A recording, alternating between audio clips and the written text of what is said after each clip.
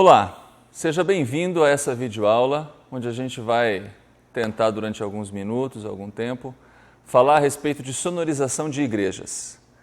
Eu trabalho com áudio esse é o meu 14º ano trabalhando profissionalmente com áudio.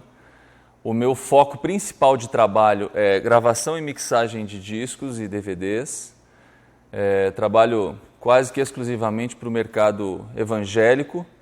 E mais especificamente ainda, eu trabalho muito com a Igreja Adventista do Sétimo Dia, que é a minha igreja, e é sempre um prazer poder fazer qualquer tipo de atividade relacionada ao áudio para a igreja.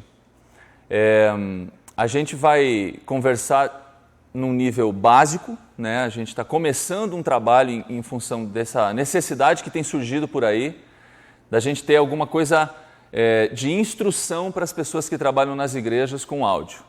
A gente não vai falar de nada muito complicado, a gente vai mais tentar trabalhar assuntos filosóficos e de coisas que eu acredito e que possam ser úteis para vocês que vão assistir esse trabalho, essa videoaula, para melhorar, assim como a música na igreja cresceu muito nos últimos anos, assim como as igrejas têm crescido, os templos estão cada vez mais bonitos e o equipamento de som também tem crescido, a gente quer que com essa videoaula o teu conhecimento técnico possa crescer um pouquinho e você consiga desenvolver melhor esse trabalho de sonorização na sua igreja. A gente vai buscar começar com alguma teoria, depois a gente vai tentar aplicar alguma prática, mas eu já de antemão não quero que você fique pensando que depois de assistir essa videoaula você vai saber tudo de áudio. Não é bem assim. É um assunto complexo, isso aqui é uma coisa que a gente estuda durante uma vida inteira e ainda tem muito que aprender. Então que essa videoaula principalmente sirva para você ter vontade de buscar conhecimento, para você descobrir quais são os caminhos que você tem que ir atrás, para você conseguir crescer com as dicas que a gente vai te dar aqui, que eu vou te dar aqui, e que você possa desenvolver melhor esse trabalho nos cultos da sua igreja e a gente consiga melhorar a qualidade do louvor ao nosso Deus.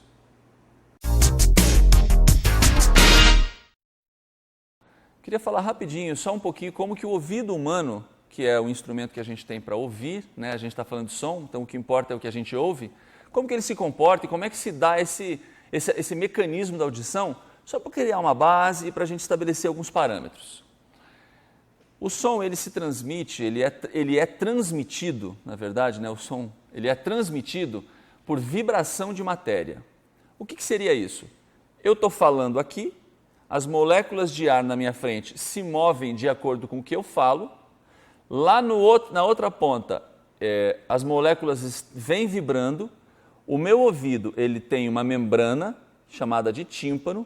Essa membrana vai vibrar de acordo com a vibração do ar que está chegando no ouvido. Depois do tímpano, o meu ouvido tem alguns mecanismos que transformam essa vibração em impulso elétrico, e esse impulso elétrico é que chega até o nosso cérebro para poder decodificar e eu entender aquilo que está sendo falado ou aquilo que está sendo tocado. Então é bem simples. Na verdade, não é bem simples. Eu estou tentando fazer isso simples. É muita coisa, mas de uma forma resumida é isso. Eu falo, o ar vibra, ou eu toco um instrumento, o ar vibra, o meu tímpano detecta essa vibração, os mecanismos transformam essa vibração num impulso elétrico e esse impulso elétrico ele é decodificado pelo cérebro e eu consigo entender aquilo que está sendo falado e o ciclo se fecha. O ouvido humano, ele tem a capacidade de detectar essas vibrações de 20 Hz até 20 mil Hz. O que é esse Hertz? Esse Hertz é a unidade de medida que vai dizer quão rápido está sendo essa vibração de moléculas. Quanto mais rápida for essa vibração, mais alto é o valor em Hertz. Então eu disse, o ouvido humano de 20 Hz a 20 mil Hz. Quanto mais rápido as moléculas vibrarem, mais alto é o valor da frequência e mais agudo é o som.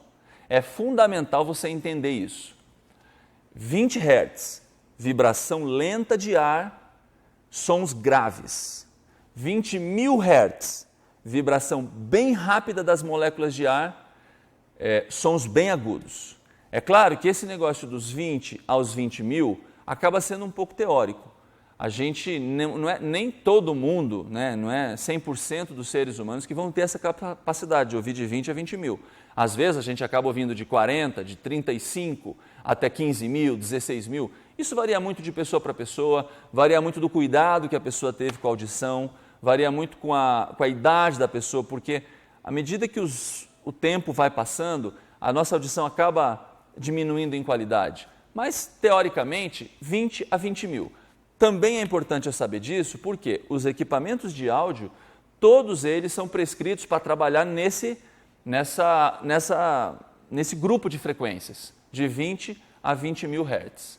Então lembre, 20 Hz, vibração bem lenta do ar, sons graves. 1000 Hz, eu estou ali no meio do caminho, a vibração já é bem um pouquinho mais rápida, o som é mais no médio. E 20 mil Hz, 15 mil Hz, 10 mil Hz, vibração bem rápida, som agudo. Só para você ter um pouquinho de noção, eu vou tocar agora algumas poucas frequências para você poder ter uma ideia do que significa esse valor de frequência e o som que isso proporciona. Isso que você vai ouvir agora é 150 Hz. Veja que é um som grave, com clareza, mas é essa altura aí mais ou menos que você está ouvindo. Isso é 150 Hz. Agora você vai ouvir 500 Hz. Veja que o 500 Hz já é mais agudo do que os 150 Hz. Então eu estou subindo na minha escala, na minha... como é que a gente chama isso? Daqui a pouco eu lembro. Vamos seguir. 1000 Hz. Veja que o 1000 Hz já é mais alto do que era o 500 e mais alto ainda do que era o 150. Quando eu digo alto, não é em volume.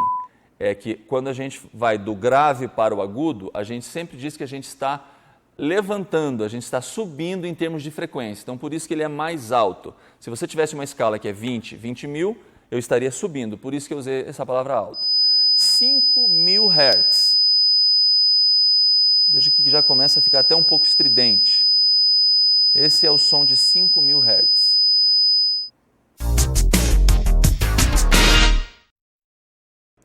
Assim como para o pianista é importante decifrar as notas, o dó, o mi, o sol, o lá, para o técnico de som é bastante importante ele conseguir conhecimento do que soam as frequências.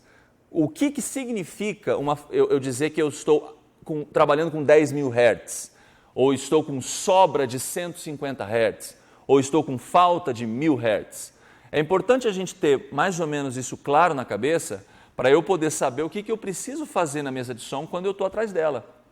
Então eu ouço determinado som, determinada voz, e eu consigo detectar que naquela voz está faltando médio. O médio, como eu citei rapidinho aqui, é ali a região dos 500, dos 1000 Hz. Então eu preciso começar a me familiarizar com essas frequências para eu poder saber aquilo que eu preciso acrescentar ou tirar na hora que eu estiver equalizando determinado instrumento. Vou falar um pouco mais de equalizador, não se assusta não que daqui a pouco vai ficar um pouquinho mais claro para você.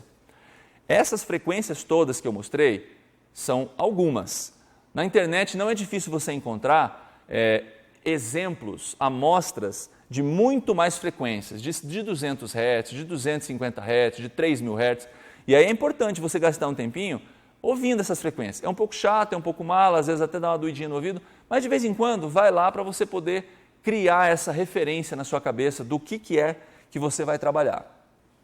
O ouvido humano tem outra característica que é interessante eu falar aqui.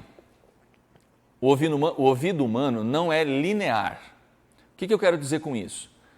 O mesmo volume que eu ouço os 5.000 Hz, o volume que eu ouço 5.000 Hz acaba não sendo o mesmo que eu ouço às vezes os 150 Hz.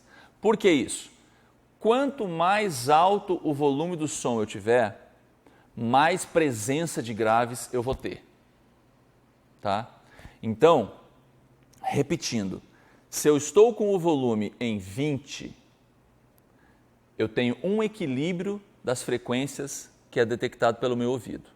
Se eu subo esse volume para 50, eu vou ter uma sensação maior de grave do que eu tinha no volume 20. Por que isso é importante? É claro que isso é um estudo, existe uma tabela que representa isso que eu estou te falando, mas o que importa para a gente nesse nível de palestra que a gente está tendo, de videoaula, é o que eu uso com esse conhecimento. É fundamental que eu faça o ajuste do som quando eu estiver preparando o som do meu culto, já no volume que eu vou usar durante a programação. Se eu fizer esse equilíbrio do som com o som muito alto ou muito baixo, pode ser que na hora que eu vou usar o culto no volume médio, pode ser que na hora que eu vou usar o som no meu culto no volume médio, eu tenha falta de grave ou excesso de grave, principalmente dos graves. Então a dica fica, resumidamente, a dica é a seguinte: faça o ajuste do som do seu grupo, do seu quarteto ou da programação da sua igreja, já no volume aproximado daquilo que você vai usar durante a programação. É muito comum, eu já tive essa fase na minha vida, que o grupo vai cantar no domingo à noite. Aí de tarde a gente vai para a igreja um pouco mais cedo para fazer a famosa passagem de som, que é o ajuste das coisas. A gente está sozinho na igreja, não tem público, a gente acaba querendo ouvir mais o som, então a gente levanta o som, faz a passagem de som num volume muito alto. É legal, na hora todo mundo gosta, porque o som impressiona e tal. Só que chega na hora do culto, eu preciso voltar para um volume ideal, e aí o meu som fica sem peso, fica meio xoxo, sem graça, fica fraquinho. Então esse é o cuidado que você tem que ter. Faça a passagem de som no volume que você vai usar durante a programação. Agora, isso me traz uma outra pergunta. Qual é o volume que eu tenho que usar? É claro que não existe uma regra, não existe uma coisa que eu falo assim, esse é o volume ideal e você só deve usar esse. O que acontece com o nosso ouvido quando ele está exposto ao som? O ouvido é um músculo, assim como o meu bíceps é um músculo, assim como minha perna tem o quadríceps, que é um outro músculo. Todo músculo se cansa. Então, dentro do meu ouvido, ele não é o ouvido em si que é o músculo, mas existem músculos envolvidos. Se eu fico muito tempo exposto a um som muito alto, o meu ouvido começa a se cansar. E isso é a fadiga auditiva, que é um risco que a gente está sempre correndo no nosso dia a dia. O ouvido funciona da seguinte maneira: se eu tenho um som muito alto, eu posso ficar exposto poucos minutos a esse som sem começar a ter fadiga auditiva. Se eu fico exposto a um som bem baixinho, é claro que esse tempo que eu posso ficar exposto antes da fadiga vai aumentar muito. Qual que é a manha? É encontrar qual que é o volume ideal para que eu não tenha fadiga auditiva durante a programação que eu vou ter, porque essa fadiga auditiva vai me levar à distração, vai me levar a uma possível dor de cabeça, além de danos muito maiores. Vou abrir um parênteses aqui, que é o seguinte: a fadiga auditiva, ela lentamente pode começar a levar você à surdez. Os neurônios são células que compõem parte do nosso mecanismo de audição. Os neurônios são as células nervosas que não conseguem se regenerar. Então, se você mata um neurônio, você está perdendo para sempre aquele neurônio. Quanto mais dessas células você perde, mais audição você também perde. Não significa simplesmente que você vai ficar surdo, mas significa que você vai começar a ficar menos sensível a determinadas frequências, principalmente as frequências agudas. Então é fundamental na sua sonorização, no seu trabalho como técnico de som, cuidar muito com o volume da apresentação que você vai colocar para as pessoas na igreja. Porque você pode, nesse momento, estar sendo responsável por uma possível surdez das pessoas que frequentam a sua igreja. Eu não quero essa responsabilidade para mim.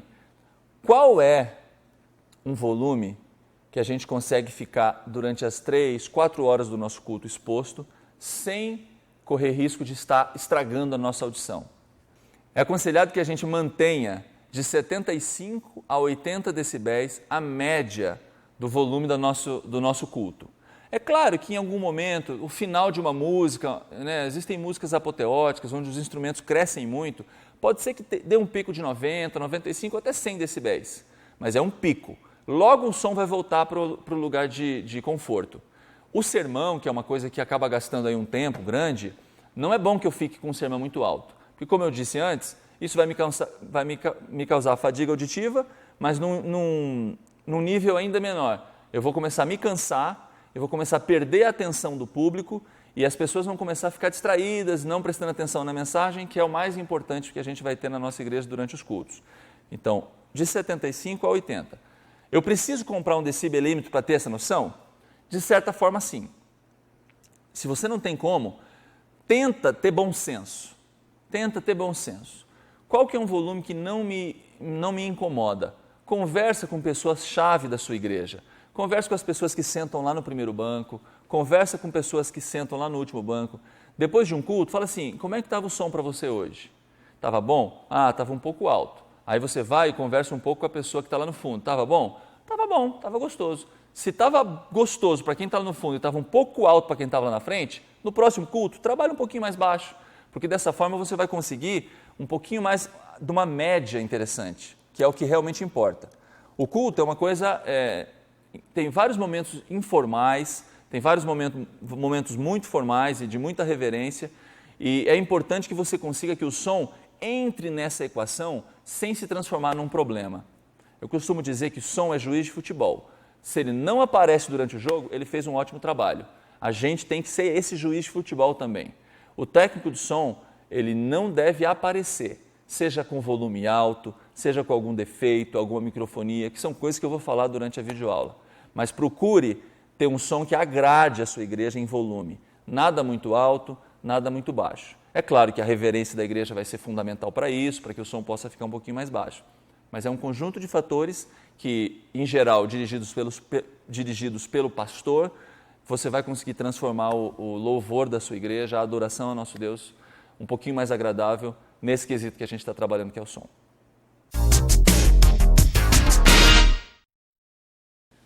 A gente está conversando a respeito de som, a gente ainda não entrou muito no técnico, mas só relembrando, criar referências, afinar o ouvido através das referências, né? E a gente falou um pouco agora a respeito dessa coisa do ouvido, a maneira que o ouvido se comporta, tomar bastante cuidado com o volume. Seguindo e entrando um pouco no assunto um pouco mais técnico, eu vou falar um pouquinho sobre microfones. O que são os microfones? De fato, o microfone na cadeia do sistema de som são os nossos ouvidos, né? É através do microfone que eu vou conseguir fazer com que o som entre e seja processado por todo o equipamento. Assim como através do ouvido o som é processado pelo meu cérebro e eu entendo as coisas, é pelo microfone que o sistema de som vai conseguir trabalhar. Ele vai captar os sons, vai manipular os sons e vai devolver através das caixas de som, que é uma outra parte do nosso assunto. O que é o microfone? O microfone a gente tecnicamente chama ele de transdutor. O que é um transdutor? É um transformador de energia, assim como é o nosso ouvido. Eu sigo botando esse paralelo para você conseguir começar a olhar o microfone de uma forma natural também. A energia vem através do ar, né? Através da ondulatória, que é a parte da física que estuda essas vibrações, e através do microfone, que esse aqui é um exemplo de um microfone, essa energia ela é traduzida para impulsos elétricos, assim como o tímpano e outros mecanismos pegam o movimento das moléculas de ar e transformam em impulso elétrico. Esse é o trabalho do microfone também. Então, o microfone é bem semelhante ao nosso ouvido no que diz respeito à maneira que o som é propagado, é captado e é compreendido, né? Esse é um microfone bem popular. Existem inúmeros tipos de microfone, várias marcas, e a gente não tem tempo aqui, nem é o foco da nossa videoaula, ficar falando a respeito disso. Esse é um microfone bem popular. É um microfone dinâmico, é um microfone cardioide unidirecional, que é desse formato que eu seguro com a mão, né? Só para você ter uma noção um pouco melhor do universo dos microfones. Além do microfone dinâmico, que foi o que eu citei, que eu tenho aqui, que é o que eu vou demonstrar um pouquinho mais, a gente tem também microfones de fita, microfones condensador e algumas outras poucas tecnologias de microfone. O dinâmico e o condensador são os mais populares. 90% dos microfones que você vai encontrar na sua igreja vão ser dinâmicos. Eu só vou dizer por que tem um tipo e por que tem outro tipo. A diferença entre eles, basicamente, é na maneira com que ele é construído, tecnologicamente falando, e a maneira que ele acaba captando o som. Como eu falei, o microfone é bem parecido com o nosso tímpano. Tem uma membraninha, embaixo dessa membraninha existe um mecanismo que compõe-se de um ímã, que envolve, que apoia essa membrana. Essa membraninha aqui de cima do microfone vibra, faz com que uma molinha que está ligada a essa membrana vibre também, e junto e sob influência desse ímã, o campo magnético é gerado e é por indução magnética, está sendo muito físico, né? Mas é só para você ter uma noção. Por indução magnética, essa vibração se transforma em energia elétrica, em impulso elétrico. Então, sem querer estressar muito, não é tão importante você saber exatamente disso, mas é só para você ter uma noção de como o microfone funciona. O microfone dinâmico, ele é um microfone que não precisa de nada mais para funcionar. O microfone com o cabo ligado à mesa de som já vai funcionar. O microfone condensador, já pela maneira que ele é construído, ele vai precisar de uma energia elétrica. Existem alguns capacitores como parte da montagem, da tecnologia que constrói o microfone condensador, que precisa de 48 volts para funcionar. Então, para isso, é que vocês já devem ter visto nas mesas de som de vocês, que tem o tal do Phantom Power. O Phantom Power, que é um botãozinho que geralmente você liga na mesa de som, ele serve justamente para alimentar esses 48 volts que o microfone condensador precisa para funcionar. Se eu tenho um determinado microfone, o cabo está ótimo, ele está ligado no canal de som e ele não está funcionando, procura verificar se ligando essa chavezinha do Phantom Power, ou então mais 48 volts, que seriam os nomes que tem esse botãozinho nas mesas, se ele não está ligado. Tenta dar uma ligada. Se ele ligar e o microfone funcionar, você vai ver que esse é um microfone condensador. No nosso dia a dia das igrejas, eu falei que 90% são microfones dinâmicos e vamos dizer, 10% podem ser condensadores. Em geral, os condensadores são aqueles microfones pequenos de coral. Esses microfones, que a gente coloca lá, fica na frente do coral, que tem uma sensibilidade maior para o som e é mais indicado para captação de coral. É justamente essa a diferença que o microfone condensador tem em cima do microfone dinâmico. O microfone dinâmico é um microfone mais duro, mais resistente. Ele não é só mais resistente ao som, a sons altos, trompete, por exemplo, é um instrumento que emite sons muito altos. Até a voz humana, tem pessoas que cantam com um bom volume.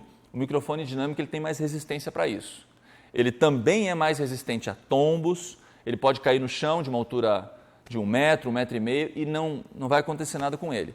Já o microfone condensador é um pouco mais sensível e ele também é indicado para sons mais sensíveis, para nuances mais sensíveis. Então, um violino, uma flauta, esses instrumentos acabam sendo melhor captados por um microfone condensador.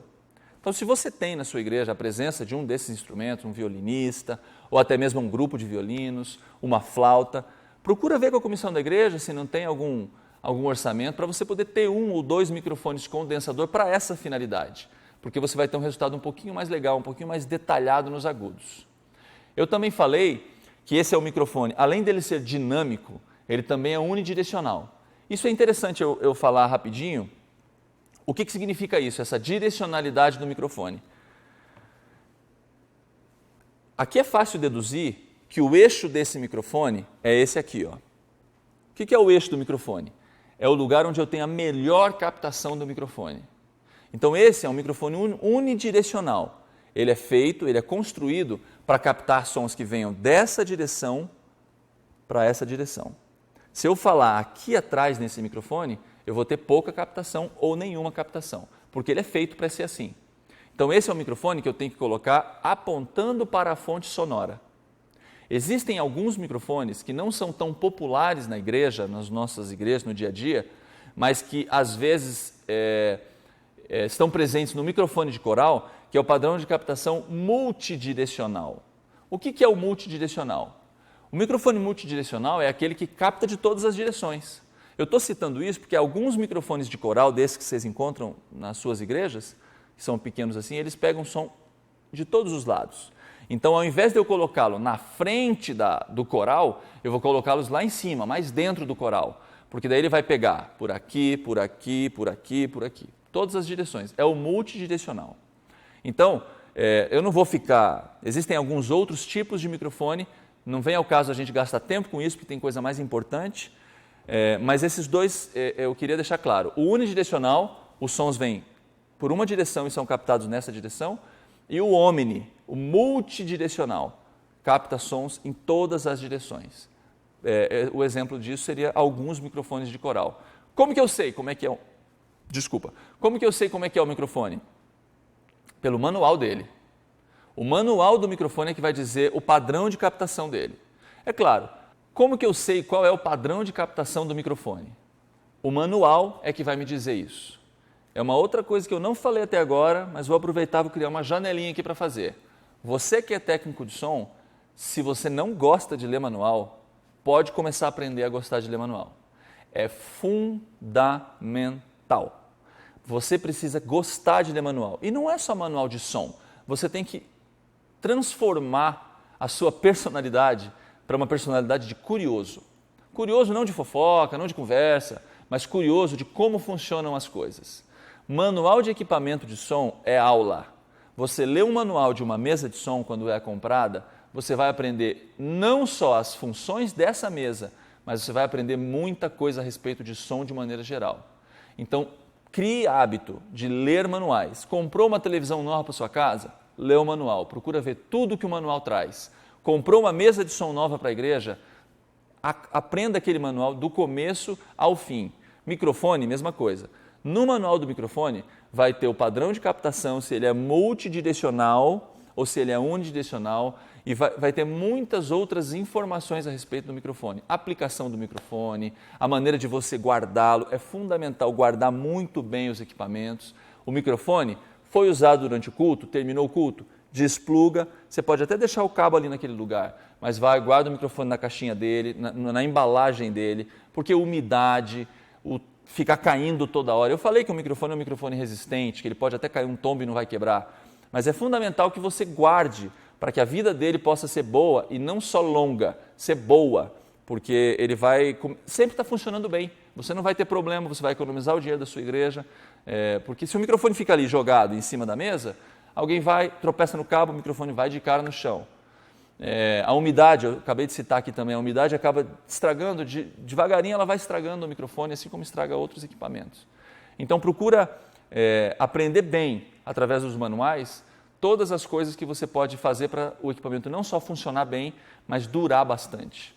Deixa eu ver aqui sobre o microfone, o que mais que é interessante eu falar, antes de eu falar das aplicações. Diagrama polar, só a título de curiosidade. O nome técnico, você pode ser que ao ler manuais, ao conversar com outros profissionais, você perceba, você ouça a seguinte palavra, diagrama polar. O que é o diagrama polar? É a maneira que o microfone tem de captar o som, se ele é unidirecional ou se ele é multidirecional. Isso é o diagrama polar. Eu vou falar um pouquinho agora a respeito da posição ideal, ou pelo menos perto do ideal, de eu usar os microfones. O mais popular, né, nas nossas igrejas é usar o microfone para falar, para cantar. Qual que é a melhor posição do microfone? O microfone ele é unidirecional. A fonte do som tem que ser direta para o microfone. Então, se eu estou falando aqui, vocês concordam comigo, e é bem fácil deduzir, que o ideal é eu segurar o microfone nessa posição. Eu vou olhar para cá para você ver, ó, e de lado. Minha boca fala e vai direto para o eixo do microfone. Eu não tenho problema do som estar indo na direção errada. O que seria um problema do som estar indo na direção errada? As pessoas que têm o hábito de segurar o microfone assim, ó. É claro que se eu tenho um microfone unidirecional e eu estou falando para lá e eu estou segurando o microfone aqui, o som captado por esse microfone vai ser de muito menos qualidade, vai ser muito menos volume, pode ser que eu precise ficar levantando demais o microfone e esse levantar demais pode vir a causar uma microfonia, que é uma coisa que vocês fiquem tranquilos, eu vou falar um pouco mais na frente. Então, a posição boa é eu falar mais ou menos aqui, 4, 5 dedos. Não é bom eu falar muito de perto, porque a gente acaba tendo um problema de puff, né? Que é aquele p, p, p. Algumas pessoas, quando falam, têm esse problema de emitir sons muito fortes quando vai falar P, B, algumas consoantes. Então isso, se eu estou com o microfone perto demais, eu aumento essa quantidade de puffs. Então a distância ideal, mais ou menos aqui, um palmo. Aqui eu vou ter o som equilibrado, o som da voz bem presente, não vou precisar levantar muito o canal do microfone para que eu possa ter um bom resultado. O que é importante só desse assunto da distância do microfone? Eu citei que muitas pessoas falam com o microfone aqui ou falam com o microfone assim ao invés de estar com ele direcionado. A responsabilidade disso é nossa, nós técnicos de som. Não somos nós que usamos os microfones, mas nós somos responsáveis pelo resultado de som da apresentação do culto. Se na sua igreja você tem um diretor de escola sabatina, você tem um diácono, um ancião ou até mesmo um pastor da igreja que tem o hábito de falar com o microfone mal posicionado, você precisa correr atrás de corrigir isso. Você chama para conversar e com muito bom senso, com muita coerência, não com arrogância, nada disso. Você fala assim, pastor, para que a sua voz seja muito melhor captada, para que você possa ter um resultado muito melhor do seu culto, você tem que segurar o microfone mais assim. Não é uma coisa que você vai ter que fazer uma vez, 2 vezes, 3 vezes, porque isso é um hábito que a pessoa tem. É difícil demais quebrar um hábito. Mas se com paciência você insistir com essas pessoas e falar para elas, olha, a posição correta é essa, você pode até chamá-los para uma reunião. Você pode montar um dia, no início do ano, das atividades da igreja, você chama todas essas pessoas que usam o som da igreja, que usam os microfones, as pessoas que geralmente conduzem o culto. Você chama todas elas e demonstra qual a melhor posição para essas pessoas segurarem o microfone. O resultado disso é bom para todo mundo e para você principalmente, porque todo mundo vai gostar do som de voz dos microfones que você vai ter. Não deixe de fazer isso. Isso é muito importante.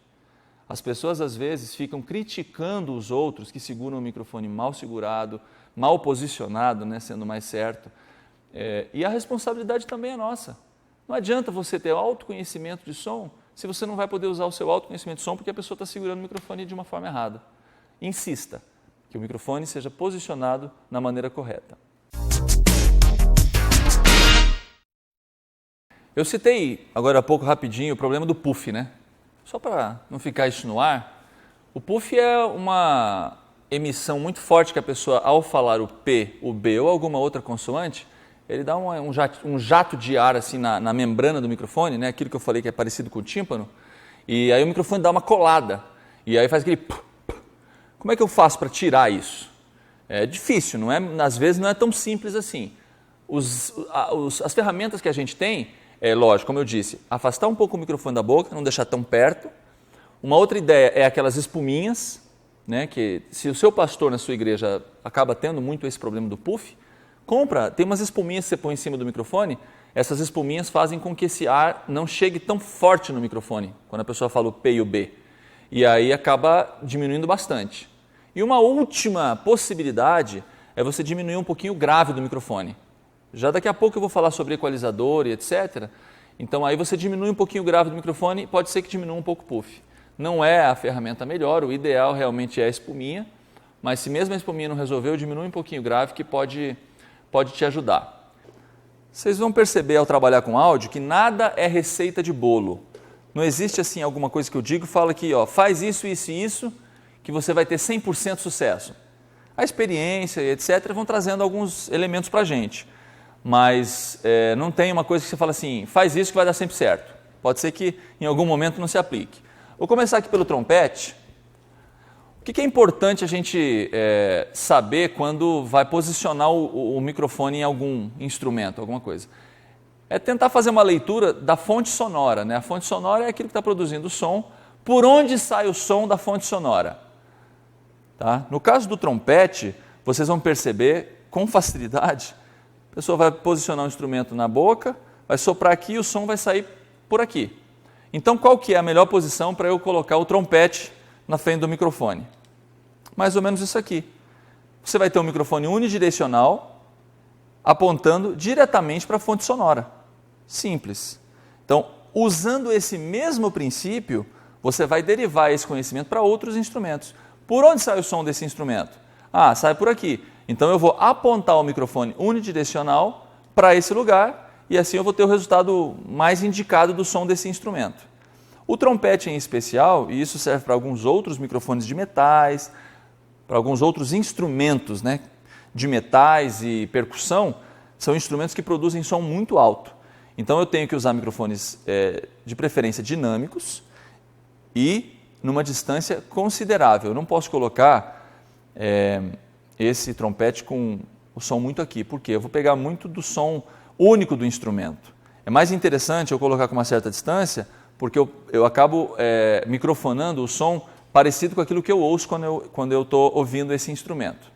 Então, ó, direcional para a campana, né, essa parte aqui do instrumento chama campana, então aqui eu consigo um resultado legal de som.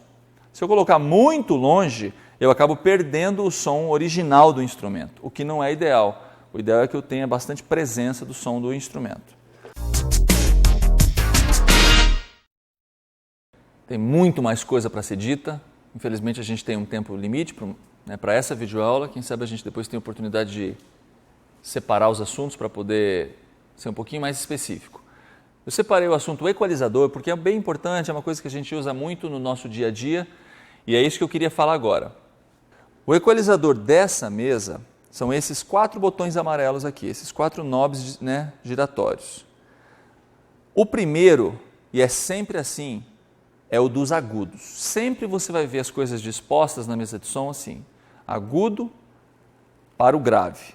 Aí se eu tenho um equalizador com 4 deslizantes como esse, vai ser agudo, médio e grave. Se eu tenho 5, agudo, médio grave e grave. E assim por diante. É sempre de cima para baixo, do agudo para o grave. Do lado do primeiro knob giratório, vocês vão ver que tem lá o 12 kHz, 12.000 Hz. Significa que eu estou trabalhando com as frequências de 12.000 Hz para cima. Ouçam o resultado quando eu aumento. Está vendo como minha voz está ficando bem mais estridente, bem mais ardida? E olha quando eu tiro, eu estou tirando o agudo. Aí vai ficando velado, um som bem escuro.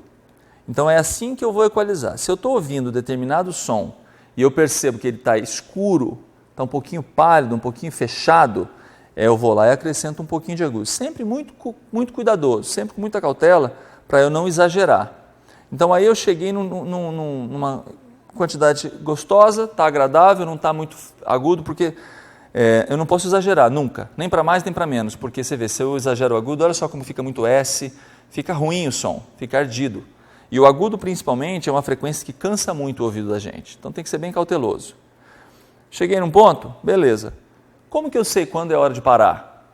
A gente volta lá na conversa inicial.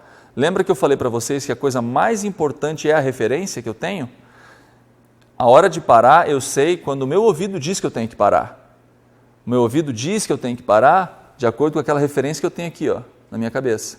Está agudo, está bonito, está gostoso? Então beleza. Se eu não sei onde parar, o que adianta eu saber equalizar? Por isso é que o mais importante de tudo é aquilo que a gente conversou no começo. Olha o resultado, aqui eu estou mexendo no grave. O grave dessa mesa, ele é ajustado em 80 Hz. Então, de 80 para baixo, estou aumentando agora com o grave. Ó. Olha como minha voz fica corpuda, mas ao mesmo tempo embolada. Eu estou tirando, olha como ela fica magra. Isso que eu estou fazendo aqui, você tem que fazer muito lá na sua igreja. Pega um dia à tarde, pega um microfone, fica falando nele e manipulando o equalizador para você pegar intimidade. Quando que é a hora de eu parar de mexer aqui? É justamente a minha referência que eu tenho. O meu ouvido que vai dizer, foi de mais, foi de menos? Quando que eu sei quando está bom? Não tem um medidor. O meu medidor está aqui, ó. Então eu, ouvindo, vou dizer, agora ficou um bom peso, um bom corpo, não tem muito, nem tem menos. Deixei para o final uma particularidade. Essa mesa aqui, eu inicialmente tinha dito que tinha, eu disse que tinha agudo, médio e grave. Por quê? Porque o médio dela, a região ali do meio do nosso espectro sonoro, ela é composta por 2 botões. Esse aqui acrescenta ou tira determinada frequência e esse aqui de baixo ajusta qual frequência. Aqui eu tenho tudo calibradinho, ó. O médio dessa mesa, ele é bem grande. Ele vai de 100 Hz, passando pelo 250, pelo 800, pelo 1700 para o 8000. Eu acrescento a frequência. Nesse momento eu estou acrescentando 800 Hz. Aí olha só como muda a minha voz. Eu estou fazendo uma varredura, 8.000 Hz e agora baixando, baixando, baixando, indo até o 250, 100, tá vendo? Então o que acontece? Eu detecto pelo meu ouvido qual frequência está me faltando ou está me sobrando, e eu venho aqui e calibro através desse botão essa frequência, e aqui eu acrescento ou tiro o tanto que eu preciso dessa frequência. Tudo com relação à equalização vai depender do seu treinamento. É muito difícil a gente conseguir fazer a coisa ficar simples se você não tem o seu treinamento. O treinamento consiste em criar referência para você saber quando começar e quando parar. O treinamento consiste em você pegar um microfone e ir lá num salão da sua igreja, num determinado dia onde não está tendo culto, e ficar manipulando o equalizador, tanto com a própria voz quanto com algum CD. Você põe um CD para tocar e fica mexendo lá, para você ver justamente aquilo que você precisa fazer quando a situação real acontecer. Se você pega uma pessoa que tem uma voz que precisa um pouco de agudo, a hora que essa pessoa começar a falar, você vai conseguir verificar que você precisa fazer um ajustezinho no agudo. É uma coisa que você tem que experimentar, é uma coisa sua com o equipamento, é uma maturidade que você vai adquirir. Quando você tem essa maturidade, muitas dessas coisas são automáticas, você nem pensa mais, você segue o seu instinto, o seu ouvido. Mas inicialmente você tem que racionalizar um pouquinho e aprender a manipular o equalizador para você poder chegar nos resultados e principalmente fazer com que o todo soe bonito. A função da mesa de som é essa, é processar cada instrumento individualmente, mas principalmente gerar esse todo agradável e que possa convencer as pessoas que estão ouvindo o som que você está produzindo ou você está manipulando. A gente conversou sobre algumas coisas técnicas, algumas demonstrações, a gente falou algumas coisas na introdução a respeito da filosofia de trabalho, da necessidade de criar referências.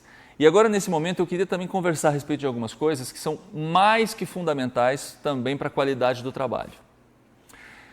Observando a maneira que as pessoas se comportam, atuando como técnicos de som nas igrejas e buscando um conhecimento maior e etc., eu pude perceber que muitas vezes a grande maioria dos problemas que acontecem não são de ordem de conhecimento técnico. Não é porque a pessoa sabe uma quantidade limitada ou ampla de áudio, de mesa de som, de microfone, que ela atinge bons ou maus resultados. Grande parte dos problemas que acontecem, ou das virtudes, das vitórias que as pessoas atingem, trabalhando com som, caprichando nas programações, fazendo com que o juiz de futebol volte a atuar, né, aquela pessoa que não aparece durante a programação, é por causa de cuidado, é por causa de disciplina, é por causa de alguma dessas coisas, dessas dicas que eu vou tentar passar para vocês aqui agora. A primeira delas é simples, mas extremamente eficiente. Identifique os microfones que você usa na sua igreja. Use cores. Esse microfone é o vermelho, esse microfone é o azul, esse microfone é o verde. Faça de forma que lá de trás da cabine de som você tenha condição de identificar qual microfone está sendo usado lá na frente. Se você fizer isso, à medida que a pessoa pegou o microfone na frente para falar, você já olha na sua mesa e sabe qual é o microfone vermelho. Aí você vai e levanta somente o microfone vermelho ou liga somente o microfone vermelho. Muitas vezes, o que mais acontece é que a pessoa pega o microfone lá na frente e o técnico não sabe qual microfone está sendo usado. Aí ele começa a levantar não só aquele, como outros. Aí você abre a possibilidade do risco da microfonia, você pode pagar o mico do pastor começar a falar e você não ter som ainda nele. Então você tem que tomar muito cuidado com esse tipo de coisa. E é uma coisa tão simples de se arrumar. Identifique com cores. Os instrumentos, identifica na mesa. Canal 20 é violão, canal 21 é teclado, canal 22 é guitarra e assim por diante. Não deixe que isso fique no esquecimento. Não confie tanto assim na sua memória. Porque pode ser que você fale assim, não, eu vou lembrar. Só que lá no meio você acaba não lembrando. Um outro problema é que às vezes você tem os microfones organizados lá na frente. Você fala assim, não, eu sei que o da esquerda é o 1, o do meio é o 2 e o da direita é o 3. Mas só que a pessoa que pegou para falar acabou invertendo os microfones. E aí você já não sabe mais quem é quem na mesa de som e nos microfones. Então, identifique os microfones. Uma outra coisa legal, o que eu devo fazer quando eu estou na mesa de som trabalhando? Eu devo ficar conversando com o meu companheiro? Eu devo ficar no computador? Geralmente essas cabines de som hoje, né, o espaço do som não é mais só do som, é da multimídia. Hoje é muito popular o projetor, né, a gente projetar letra de hinos para cantar na igreja. Então sempre tem um computadorzinho ali do lado. E é comum também a gente ver o técnico de som, que deveria estar prestando atenção na programação, está ali no computador fazendo algum apontamento ou alguma coisa. Às vezes é até alguma coisa útil, eu não estou dizendo que é sempre atividade inútil. Às vezes é útil, mas só que não é o momento adequado. Então é fundamental que você, técnico de som, preste atenção durante a programação. Você não está assistindo, você está participando da programação. A pessoa que está lá na frente, o diretor da escola sabatina, ou então até a pessoa que está passando a lição em geral, ele não está distraído, porque a responsabilidade da programação está em cima dele. A responsabilidade da programação também está em cima de você. Não fique desatento, não fique fazendo outras coisas, não fique conversando. Se você estiver com a cabeça na programação, com o olho no que está acontecendo, a possibilidade de você cometer um erro e estragar, entre aspas, de certa forma a programação é muito menor. Então preste atenção. Você vai ficar atento às cores dos microfones, vai ficar atento ao playback que tem que ser usado naquela hora, atento a qual música que deve ser tocado de determinado CD. Isso me puxa para uma outra preocupação que você, técnico de som, tem que ter, é sua responsabilidade. A culpa é de quem quando você solta a música errada no CD? É sua ou é da pessoa que te falou que o número era errado? A responsabilidade é sua. É claro que pode ser que a pessoa se confunda. O cantor vem te dar o CD para tocar o playback e fala que a faixa que você deveria tocar é a 4. No final você toca a 4 e não é. Aí acontece aquela coisa chata de você ter colocado o playback errado e ter que parar a música para soltar o playback certo. Por que a responsabilidade é sua? Porque você tem que ouvir esse playback antes de apertar play para a igreja inteira ouvir. Você tem que pegar esse playback com tempo suficiente para ouvir ele, de preferência do início ao fim, no seu fone de ouvido, para ver se o playback está bom, se o CD não está riscado, para ver o volume que você vai botar do playback, para ver se não está distorcendo a mesa. Essa responsabilidade é sua. Se você não se colocar numa posição de conforto, de segurança, se protegendo, o erro vai cometer e o erro vai ser seu. Não é do cantor que falou que o playback era errado. É claro que existem extremos, existem momentos onde dá uma correria, você tem que resolver o problema naquela hora. Mas, de regra geral, o que eu quero dizer com isso é que você tem que se organizar como técnico de som. Você tem que moralizar o departamento. O ideal é você conseguir ouvir antes tudo que vai ser tocado, seja um playback, seja um fundo musical. Você precisa fazer com que, a hora que você apertar o play e toda a igreja ouvir, você sabe o que vai ser tocado, você sabe que a música é certa, você sabe que o volume está bom e assim por diante, todas as outras coisas. O meu ponto aqui é que você tem que se organizar, não pode deixar sopa para o azar. É um ditado, né? Porque muita coisa, quando você está mexendo com tecnologia, muita coisa pode fugir do seu controle sem você querer.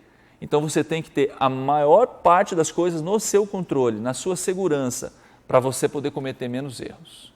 Já falei uma coisa aqui que também funciona contra a microfonia.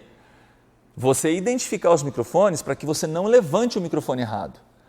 Se você levanta o microfone errado e ele está posicionado no lugar que é propício a dar microfonia, é claro que vai dar microfonia. Você levantou o microfone que não era para ter levantado. Se você tem tudo indicado por cores, tudo mapeadinho, você vai sempre levantar o microfone certo e a possibilidade de microfonia vai ser muito pequena. Quando eu estava falando de equalização, eu falei mais um tópico. Tomar cuidado com as quantidades ao mexer no equalizador.